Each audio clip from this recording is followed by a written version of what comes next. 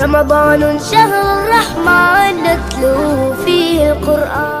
Dakata Malam Mustapha, ina kake gaggawa zaka je dab da shan ruwa haka? Zan je siyo kayan shan ruwa ne. Kayan shan ruwa shine ko takalmi babu? Ina gaggawa ne domin na je siyan fura na kamfanin Rufaida yogurt. Rufaida yogurt a garin Maiduguri? Shin baka sani ba daman? Ha jama'a na birnin Maiduguri. Barka da shiga wannan wata ta Ramadana. Ina mai son bude baki cikin jin dadi da walwala, farin ciki da gamsarwa, nesa ta zo kusa. Shahararren kamfanin nan da yake sarrafa kayan jin dadi da more rayuwa na Rufaida yogurt. Ke gabatar muku da yogurt, ice cream, shawarma, fura wanda aka sarrafa da sinadarai masu inganci da kara lafiya cikin tsafta wajen hadawa. Sannan kuma sun rage naira 20 a kowane roba dan albarkacin watan Ramadana. Shin idan muka tashi neman su a ina za mu same su? Shago mai number 18 Circular Road Giwa Barrack Junction All GRA Maiduguri ko kuma shagon su number D1 Kashim Shatima Plaza Bama Road opposite University ko kuma shagon su wanda ke junction din makabarta. Shagon su dake number 10 Azen Plaza dake opposite da kasuwar waya ta Bulunkutu ko kuma shagon su number 1 at ko kuma ku same su a shagon su na Lagos Street wanda ke hanyar Women House ko kuma shagon su dake commercial area cikin University of Maiduguri ko kuma shagon su mai number 3 ya Ajimi Blue House opposite makabartan Gonge ko kuma za ku iya samun commercial manager a number waya kamar haka 08081000845. A lalle zama bai kama ni ba, dole na je a dama da ni. To jama'a kar a bar ku a baya sai kun zo.